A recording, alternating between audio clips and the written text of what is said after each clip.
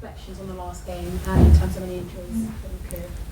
Well, in terms of injuries, we had the situation with Juan and Tino Livramento that we make the update last week, so they are still out of the team and they will not be with us in the next weeks. Charlie is doing better. He made a partial training today. We still need to see if he will be in the squad or not.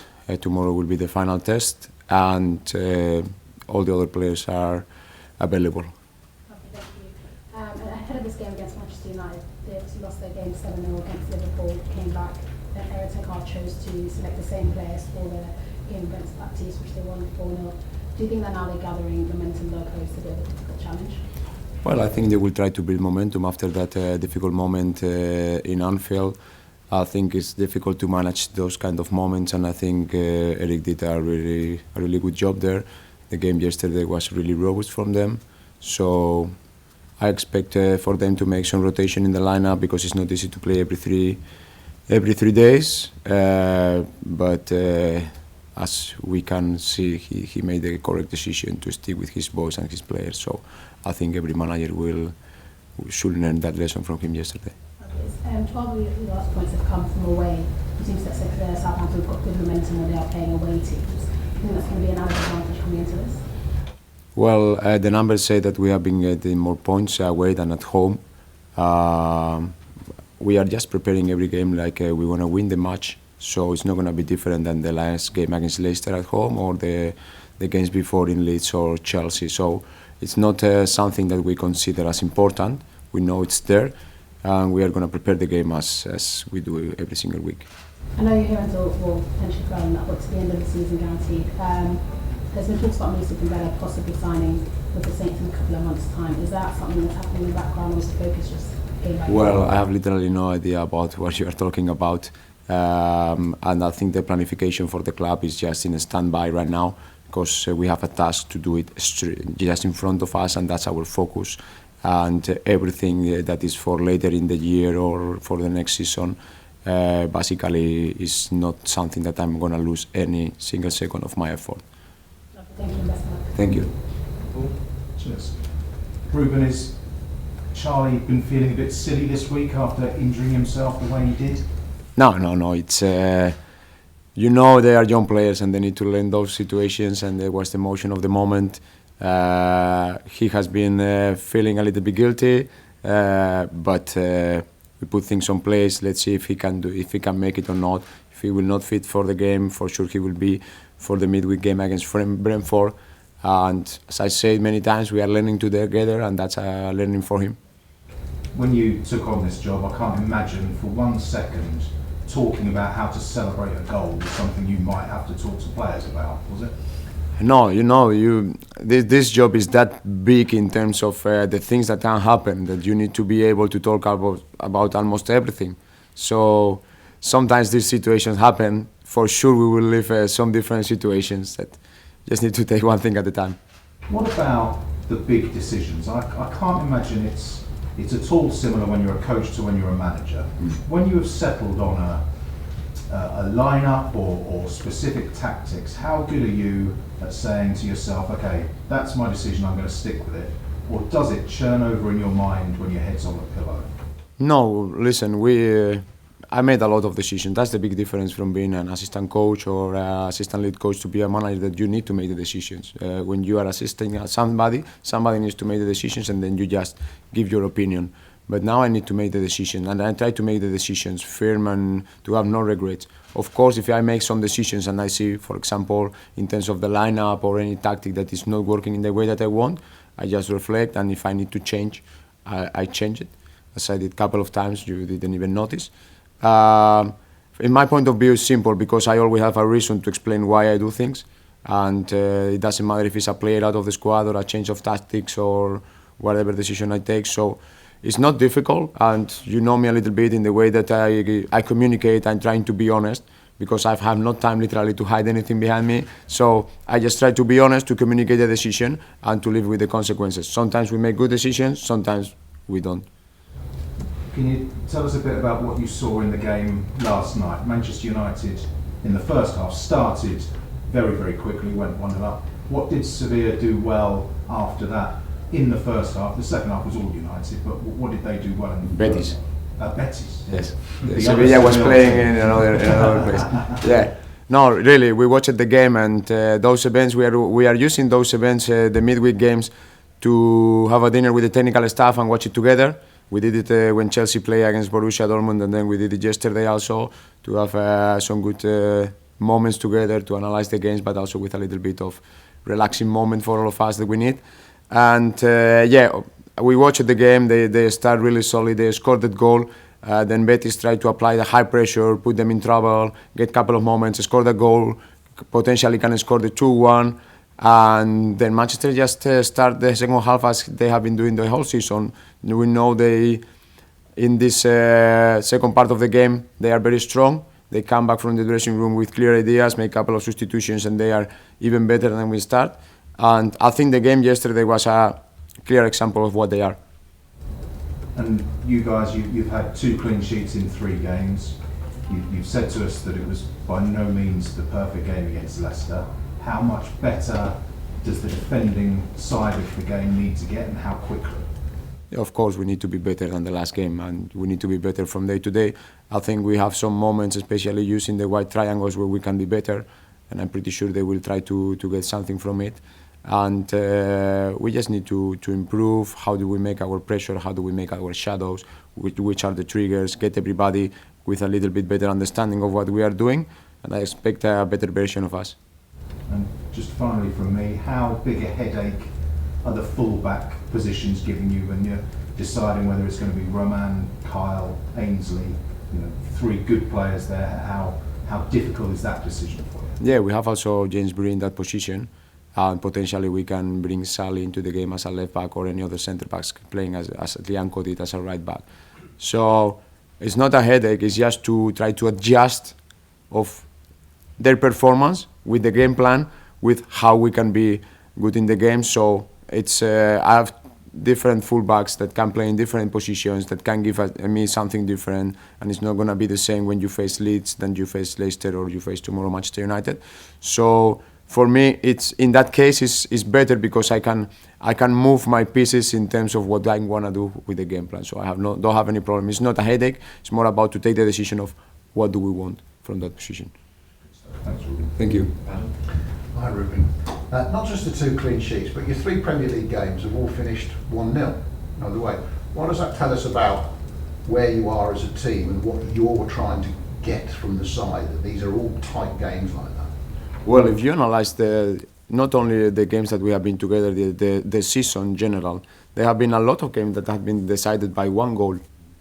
And that make the marginal gains really, really important. So that we have been trying to work in the big picture, what we are, what we want to be, what we want to do in possession, transition, against the ball, but also in get those marginal gains in our side. Because we know if we just reduce some of the situations and we improve a couple of situations, that one it potentially will change and go for our side. And that's what happened against Chelsea and against Leeds United and against Leicester, and what didn't happen against Leeds, but it was also in that frame of 1-0. So we need to keep the games tight. If we keep the games tight, we can be there, we can perform, and we can give ourselves the chance to win games. I know you're not going to pat yourself on the back until the job's done at the end of the season, but you must be pleased to have only shipped 1 goal in 3 games and to have won 2 of them. It's just as much as anyone could have expected.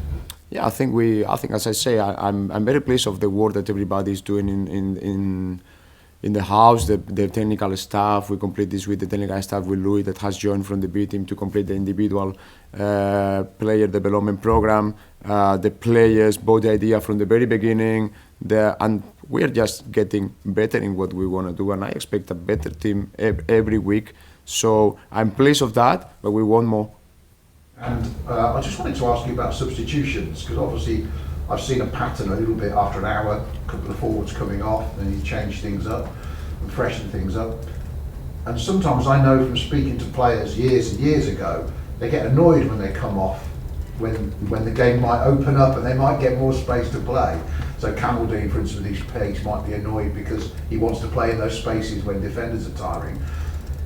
Why have you done that sort of set 1 hour thing rather than changing game to game, as it were? Well, when we set up the system that we are playing and the way that we are playing, we know for especially the front four players and the two midfielders is high demanding in terms of energy, and I think you can see that during the game, and it's very difficult playing that system and endure 90 minutes in those positions. So when we prepare the game, we don't only prepare the first part of the game, we prepare also which impact we can make with our substitutions. So actually, and then there is a person in charge of suggest what we have told before, because sometimes as a manager you don't have the whole picture, so somebody in the background say, okay, we talk about this, remember to do that, and that it's happening exactly what we expected, then we need to go with the solution, or the solution probably will not work, we have the other one. So we have that in the game plan. We try to always to be very, very active in our substitutions. And then the second thing is that we are playing a different sport that it was played before COVID. Because now with 5 substitutions, 3 windows, and the concussion substitutions, you have potentially between 7 players coming into the pitch. So the times are being reduced for some of the players, and then some more players are involved in the game. So that means you have more possibilities to choose and more possibilities to change the game in one way or the other. And that's we need to play with that. Just finally from me on Manchester United, when I watched them, even last night, I thought, do you know what? When they get something to go at, they're really good. But when they're stunted, when you stop them playing, when they get frustrated, it shows in them. And I keep thinking this morning, first 20 minutes at Old Trafford on Sunday is massive, because the crowd will turn on them. They expect. Are you conscious that of how you start the game will be so critical, whether you decide to be passive or aggressive and so on? Yeah, I'm conscious of every minute of the game, I can assure you. So we know, and we know they can have a stronger start, and we know Old Trafford will be pushing them forward. We will try to have a plan for every minute of the game, and we are working in our principles and how we want to attack the game. And I'm worried about the first minute, I'm worried about the last minute, so I need to be prepared for any situation. So yes, but it's not a difference from the middle part of, as I say, second part of the game. They are also very strong, so it's not an easy task, but we will be ready. Thank you. Right. Hello, Rubén. Can I ask you about Theo Walcott? Only his second Premier League start the other day. What does he bring to your team? Well, I would say that it's obvious that he brings expertise and relations. It's not only about the relation to be a friend of somebody, it's a football relation, to know the movements of the player in your right, the player in your left, to know the movement of the opponent. First of all, he brings that one, and second of all, he brings also the expertise of that number 10 position that we are using. So he's a player that knows how to press in that system, knows the triggers, the shadows, knows how to come from the front, knows also in possession where his best penalty that we got is an example of one of his strengths. And he's a player that is also aware of the mental game, so he knows how to read situations, how to slow it down, how to speed it up. That's what he brings for us. How important is it to have a player like Theo that has a history with this club, and players like James as well, involved in this relegation battle where they really have a history of actually caring about this club? Well, I think that's an important thing in the club, to have a strong dressing room that cares about the club. And you get that with players that has been educated in the club and grow through the system, arrive to the first team. In the case of Theo or Prowsey, arriving to the national team, and that's key for me. So people, players, persons that feel the club, feel for the clubs, are involved with, wants to give one step forward. It's not only in the relegation battle, it should be in any football club in the world. If you really want to take care of your club, you should have a strong core of players in your dressing room that feel the club and want to play and want to fight for it, and want to show the new players or the new members of the technical staff what does it mean to play for Southampton. And finally, just on your counterpart for the weekend, Erik ten Hag, what have you made of the style that he's implemented at Old Trafford in this Man United side? Because it's so different to what we saw last year. You mean for Manchester United or from Erik ten Hag? For Manchester United, Erik ten Hag, the style that he's got his players playing. Yeah, well, I think also Erik ten Hag changed his approach in the beginning of the season. He tried to implement the same style that he got at Ajax. What he was really successful was an example across Europe. And it's not easy to implement the philosophy from the very beginning. So he adjusted his styles, and since he adjusted and tried to play a little bit more direct, I think he has been more successful. His pressure, especially the counter pressure, is a really well prepared tool for them. And I think it's different. Of course, every coach is different. Ragnick was different, but I think they have an identity now, and I think he's building a strong team. Thank you. Thank you. Okay, we'll move on to the section for 10:30. Start with you, Jacob. Hi Rubén. You've mentioned triggers, and that's probably been one of the interesting aspects since you took over. I think one of the themes that we've seen is that the triggers are to pressure opposition fullbacks, show them down the line. How difficult is it to teach these timings, these triggers, these structures into this current team? Well, have been different triggers, not only that one. So we just read the triggers from game to game, and then we try to adjust our pressure into what the opponent can do.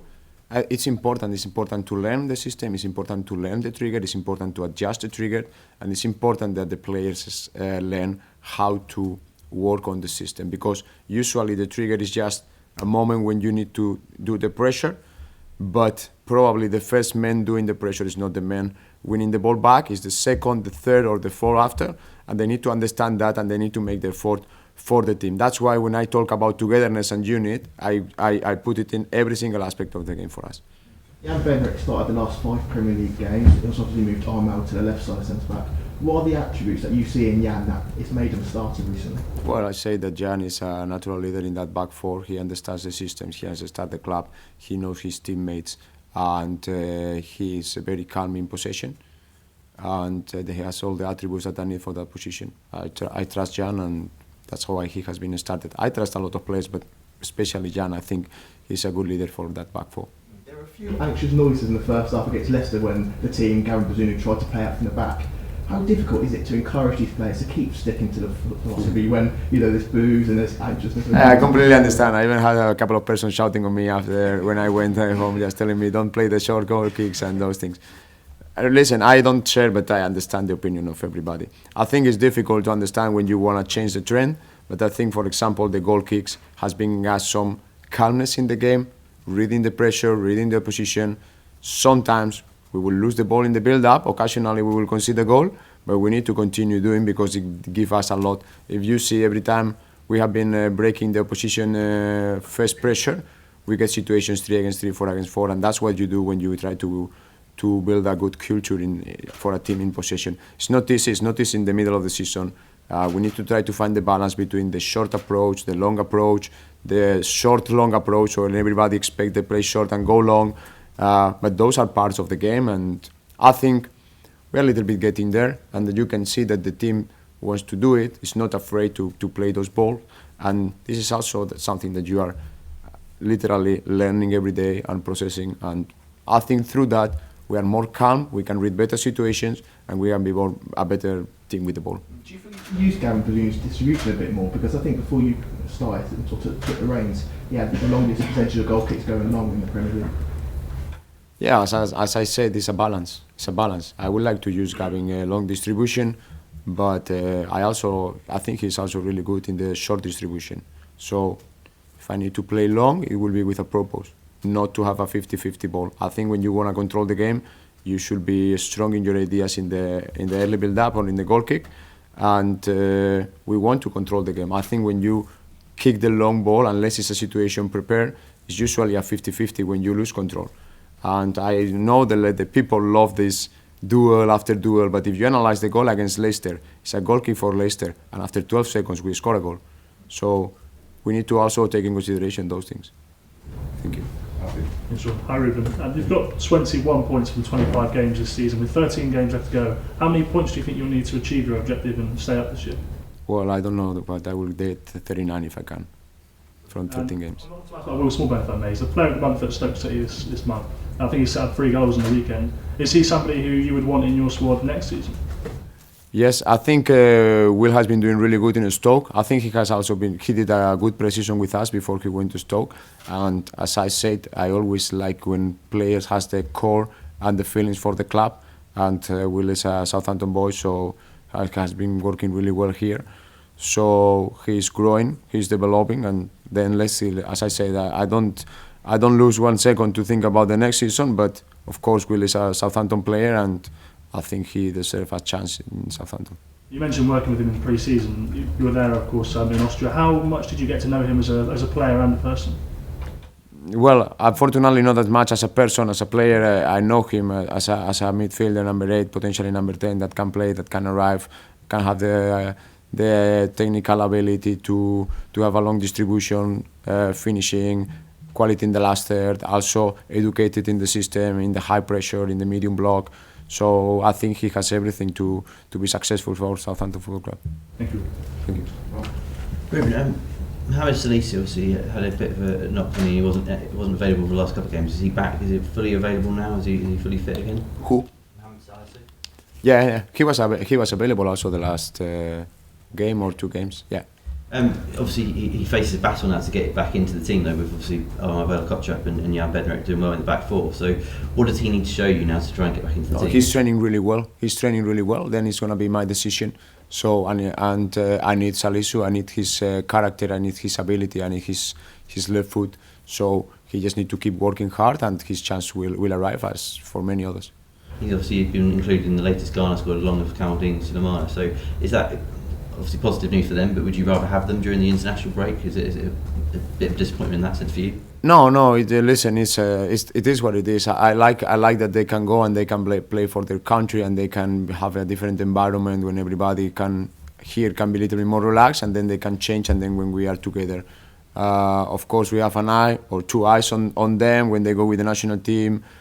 Which formation are they playing? How many minutes are they playing? Which countries are they traveling? Potential issues when they go, when they come back, and we prepare everything. But I think it's also healthy for the organization, for the clubs to have this week where they can go abroad. It's also good for them because they see other experiences, other coaches, face other players, not only for Sally or for Kamaldeen, for I think it's 15 players that we have in international, potential in international duties. So I also like the international. I like the idea, and they go, they play, they face different players. They have connections with different players also in their own team. So I like it.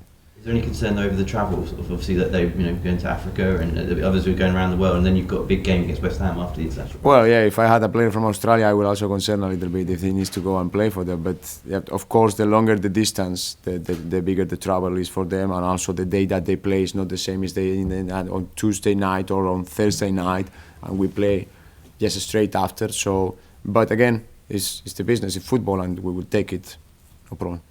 One more for me. Obviously, Sellés is one of the players who's coming up sort of 12 months left on their contract. There's obviously 3 in Moyo Inusi, Theo Walcott and Willie Caballero out of contract this summer. So have you had any conversations with them about their futures, or has that got to be put on hold at the moment? No. The only conversation I had is that I count with every player in the squad, and I will count at the end, and I don't look at the situation of the contract, the age, or any other singularity. I just look at the performance and the way that they behave. And as I say, I don't think about more than the moment. I don't think about the next season, because the task is that big right now that it will be a waste of time for me. Thanks. Rubén, you mentioned that you've been watching the midweek games over a bit of dinner with your coaches. Do you feel like as a group you maybe get a bit more out of that? It's not just everyone sits down in an office with a notepad, it's a bit more relaxed. Absolutely, we need to create the relations and build the relations. And I can watch the game alone at home or with my son, or I just can go with the technical staff, with the persons that are available to do it, sit down, have a burger or whatever, and then watch the game, because we are going to get the same conclusions, but we are going to build more togetherness. And if we are encouraging the players or every other member in the house to do that, we should make a sample, and it's a good moment, a relaxing moment to go away from the office, to sit a little bit. You're watching the game, you talk a little bit, some things about the opponent, but also in a different way. So it's just a way to build relations. Are you having them round and cooking for them with a glass of wine, or are you? No. We are just meeting in a bar. Not for the moment. Maybe in the future. You've obviously been quite clear about your ambitions in terms of wanting to be a manager, but I wonder whether when you came over to Southampton in the summer you even thought about being a manager on the touchline at Old Trafford at one point this season. No. I said that when I came, I respect Ralph. I didn't even think. I know things happens in football, but also decisions. So in the same way that, I stay in the club when Ralph was gone or with Nathan, I can be out of the club, but that was not the consideration of the club. So no, I didn't think about that. I was very respectful when I came from with Ralph, and yeah, things come, as I say, in many different situations. So I'm happy to be here, happy to help the club, and that's what it counts. It's something exciting for you, though, someone that wants to be a manager, to get that chance to manage at a stadium like Old Trafford against a club like Man United. It must be an exciting moment. Have you been to Old Trafford before? No, I had not been in Old Trafford, but yeah, it's an exciting moment. But of any other moments of the job, I think we have been in Elan Road against the Leeds United. We have been in Stamford Bridge, and we went to Liverpool. I was not the manager, but we went to Anfield. So it's exciting to play any team in this league, but we will take it. I'm not impressed by any environment, so I will take it as a game that I want to win. And after the win over Leicester, Theo Walcott came out and said the players have been telling some home truths a bit in the last couple of weeks and addressing things themselves. Are you glad to see, there's been a lot of pressure on Ralph and Nathan and yourself this season. Are you glad to see the players taking a bit of responsibility as well? Well, the first thing we tell them, as you mentioned, the pressure is a privilege, and we are a privilege. And then you see around yourself this week, the team has been helping the one bike challenge that we have for charity in the house, and that was been amazing. So the pressure nobody can put more pressure than the pressure that we already put in ourselves. That's the first thing. And then I can see players that are trying to solve some things. And as I said after the Grimsby game, some of the things need to be addressed, and they did it. And you can see a team that, forget about the football-wise, you can see a team that is just working together, wanting to play together, fighting for each other, covering each other. And this in the end of the day will give you more than marginal gains. We give you points. We cannot sustain a 1-0 against Leicester if we don't have this togetherness in the dressing room. If we don't have Stuart Armstrong coming into the pitch and sprinting for 12, 15, 20 minutes, Sekumara doing the job, or the job that previously some others did it, like Carlos or Shea. So that's what is.